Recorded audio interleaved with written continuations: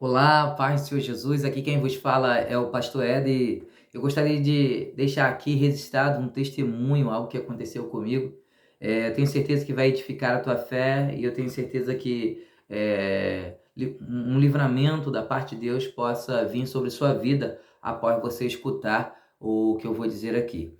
É, Foi o dia que Deus impediu que eu tirasse a vida de alguém e talvez destruísse também a minha vida, né? Então a palavra de Deus em Jeremias 29, versículo 11, diz assim: E eu é que sei o plano que tenho a vosso respeito, e são um plano de paz e não de mal, para vos dar um futuro e uma esperança, e o fim que desejares. Então, há muito tempo atrás, antes mesmo de eu ser evangélico, né, e eu tenho certeza que Deus já tinha esse plano na minha vida, né, e eu quero deixar isso bem claro para você. Eu aprendi isso, né, e eu tenho certeza disso. Deus não tem um plano na tua vida pelo fato de você ter nascido, né? Eu tenho certeza que você já nasceu com um propósito de Deus. Você já nasceu porque era plano de Deus você nascer e Ele tem um propósito na sua vida. E eu tenho certeza, se você está escutando esse vídeo nesse momento, se você está assistindo esse vídeo, é porque ele quer que você entenda algo a esse respeito. E ainda não era evangélico, né? Eu fui pai solteiro, quem me conhece sabe. É... E a minha filhinha era pequena e tinha um rapaz que tinha muito ciúme de mim, né? E assim, eu não entendia como que funcionava as coisas espirituais ainda, mas ele sempre me ligava, falava algumas coisas e isso não me ofendia, sabe? Eu sempre fui de boa, assim, com as ofensas. Dificilmente algo entra no meu coração, assim, para me ofender. Eu sempre deixei passar batido, né? Como se diz por aí. E essas ofensas foram aumentando, aumentando. Eu não tinha noção de que isso era espiritual. E a ponto de a mãe dessa pessoa, né? Essa pessoa também hoje ela é evangélica, olha só que maravilha, né? Então, se um dia ela permitir, quem sabe ela não conta esse testemunho junto comigo, né? E aí a gente conversa junto. Mas assim, um dia a mãe dessa pessoa chegou até a ligar para mim, dizendo assim: Olha, eu sei que o meu filho tem feito com você. E eu quero te pedir uma coisa: não faça nada com meu filho, não faça nenhum mal para ele. Eu tenho orado por vocês, né? E aí aquilo mexeu muito comigo. Só que teve uma vez que ele me ligou, não sei se estava possesso ou não, né? Mas uma vez esse rapaz me ligou e a minha filha não mora comigo, minha filha mais velha não mora comigo, e eu moro um pouquinho afastado, né?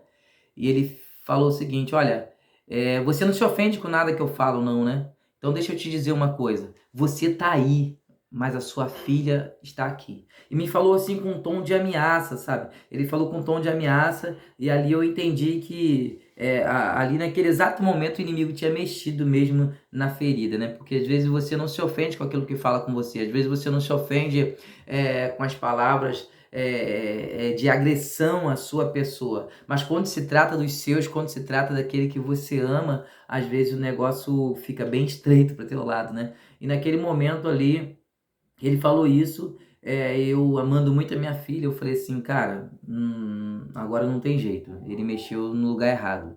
E naquele momento eu decidi acabar com a vida desse cara, né? Nesse momento eu decidi acabar com a vida dele. E eu fui até um outro amigo meu, né? Há muito tempo atrás eu tinha uma arma e eu vendi para desse meu amigo, né? Entre aspas, né? Colega, já até veio a falecer, esse rapaz num acidente. E eu tinha vendido essa arma para ele, tinha trocado, feito um negócio em uma moto e algumas coisas desse tipo. E aí eu fui lá e perguntei para ele se ele estava ainda com aquela arma, né? E ele disse que estava. E eu perguntei: Você me empresta? Ele falou assim: Empresto. E aí eu já tinha arrumado essa arma para poder matar esse homem, né? Porque ele tinha ameaçado a minha filha. Então, assim, eu trabalhando, já com aquele pensamento, eu não deixava, nunca fui de deixar as pessoas perceberem a situação que eu estava vivendo, né? Por mais que eu esteja sofrendo por dentro, por mais que eu esteja passando por um problema muito complicado, eu não deixo transparecer isso para as pessoas, não desconto em ninguém, porque eu acho que ninguém tem culpa daquilo que eu estou vivendo, do problema que eu estou vivendo. Só que existia um homem, né? Esse homem chamado Rogério Santos, e ele faleceu, né? Inclusive eu me converti através da morte desse homem. Rogério Santos, ele era um presbítero da Assembleia de Deus e ele dirigia uma igreja aqui em Japuíba, né? E a gente trabalhava junto na mesma empresa, de vez em quando a gente se esbarrava na rodoviária, nós éramos motoristas na mesma linha. E depois que eu já tinha arrumado essa arma e tudo, estava planejando como que eu ia fazer, praticar aquele assassinato, né? Eu cheguei na rodoviária e aí, de longe, esse homem me viu e falou assim, e aí, Edinho? E aí, corri, né? E aí dei um abraço nele, gostava muito dele, esse cara era um crente que olhava para a vida dele, ele tinha um bom testemunho. E ele me abraçou e eu abracei ele, e aí, tudo bem e tal? E aí ele falou assim, fala para mim, o que está acontecendo? Aí eu falei assim, nada não, tá acontecendo nada não. E aí ele virou para mim e falou assim o seguinte, Edinho, você é meu amigo, cara. Fala para mim, o que está acontecendo? Eu sei que tem algo acontecendo com você, né? Deus me mostra isso. Eu não consigo saber o que que é, mas eu sei que tem algo acontecendo. E eu fui algo que aconteceu comigo que eu, mesmo não conseguindo externizar aquilo que eu sentia para ninguém, naquele momento veio algo que um aperto no meu coração e eu não consegui disfarçar o que eu estava sentindo e eu falei para ele assim, cara, tá acontecendo algo sim. Um cara ameaçou minha filha e eu tô disposto, eu vou tirar a vida dele, né? E ali eu contei para ele, não sei porquê, mas agora eu sei, né, que é o Espírito Santo de Deus que me levou a confessar aquilo ali para ele. E ali ele falou assim, olha, você não vai fazer nada. Então lá na minha igreja, se eu não me engano, era numa quinta-feira, quarta ou quinta-feira, está acontecendo uma campanha chamada Queda das Muralhas, né? Você vai lá, que a gente vai... Chega mais cedo para fazer um gabinete comigo. E eu fui. E cheguei lá para fazer esse gabinete com ele, né? E eu não ia muito à igreja, mas ele tinha uma autoridade muito grande, assim, e eu ouvia, eu conseguia parar para ouvir ele, né? Hoje eu sei que é o Espírito Santo. E eu fiz aquele gabinete com ele e eu contei toda a história para ele, o que estava acontecido, a arma que eu já tinha arrumado, né? Já estava tudo esquematizado já, como ia fazer. E aí ele foi e falou assim, você não vai fazer nada. Você não vai fazer nada porque a gente vai resolver isso aí só no joelho, né? Vai resolver isso só no joelho. E hoje a campanha, a campanha que a gente estava rolando lá na igreja era a queda das muralhas. E ele disse, olha, essa campanha não termina aqui. Quando acaba o culto, a gente vai para o monte, né, para queimar os pedidos de oração. E você vai colocar o seu nome aqui, cara. Você coloca o seu nome aqui e você coloca o nome desse rapaz também que você tá com o desejo de tirar a vida dele, né? Porque isso é um plano de Satanás. E ele disse para mim, isso é um plano de Satanás para poder acabar com as duas vidas. Primeiro para acabar com a vida dele, né? Porque você vai tirar a vida dele, depois para acabar também com a tua vida, porque depois que isso acontecer, você vai ficar na mão dele, né? E você vai acabar indo preso e sua vida nunca mais vai ser a mesma. Então, o plano que Satanás arquitetou para acabar com essas duas vidas, ele disse, eu creio que Deus vai pegar esse plano que Satanás aqui tentou para acabar com suas duas vidas e vai transformar num plano de salvação para vocês dois. Então, assim, eu criei naquilo ali, eu fiquei ali na igreja ali, um culto, um negócio bem louco, assim, né? Apagou as luzes, teve um momento lá. Ele era um cara muito avivado e, e eu criei naquilo ali e eu não fiz nada e aguardei, né, para ver o que ia acontecer. E aí passou-se o tempo, né? E acabou que algumas outras coisas aconteceram, alguns conselhos acabou acontecendo, mas para aquilo que eu estava decidido, né? Tem a oração da mãe desse rapaz e ela me ligou, não sei com quem que ela arrumou meu número de telefone, mas ela me ligou pedindo para mim não fazer nenhuma besteira com o filho dela. Parece que ela estava sentindo isso, o Espírito Santo tinha mostrado para ela.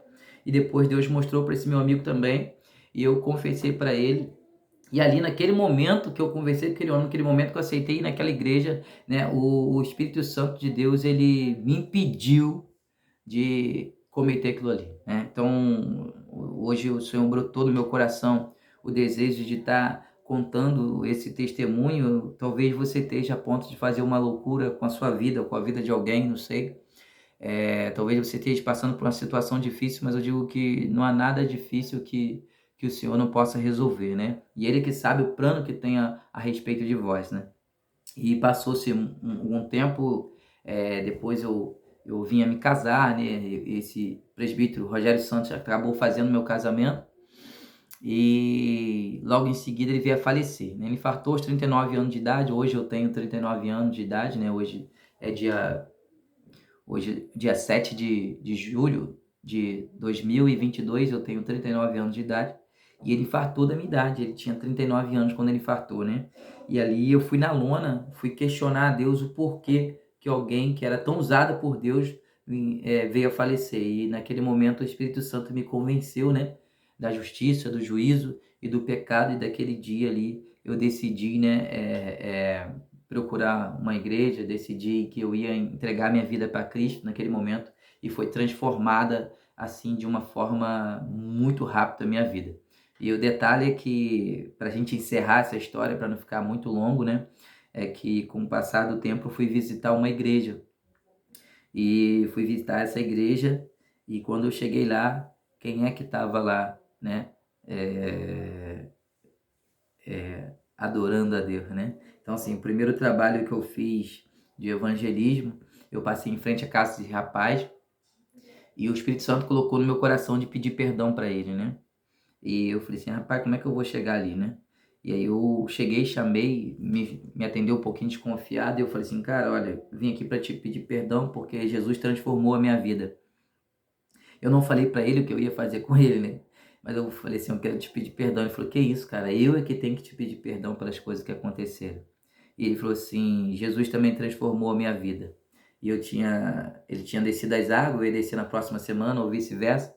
Sei que no culto da noite, né, tava nós dois lá, na mesma igreja, né, que eu tinha ido visitar, ele tava também. E teve um momento que eu abracei ele, né? Eu abracei ele e a gente estava adorando ao Deus Todo-Poderoso junto. Então, assim, ali eu entendi, né, se concretizou a palavra daquele homem que disse assim, olha, eu creio que o plano que Satanás arquitetou para acabar com essas duas vidas, né, Deus transforma num plano de salvação. E ali eu vi aquele plano de Satanás sendo transformado realmente, né, num plano de salvação pelo nosso Senhor e Salvador Jesus Cristo, né. Então Deus deseja de estar compartilhando um pedacinho, né, daquilo que a gente passou, daquilo que a gente viveu com Deus nesse momento. Foi algo muito forte. Eu, eu acredito que isso possa te ajudar na sua caminhada. Deus abençoe a sua vida, né? E fique na paz do Senhor Jesus Cristo.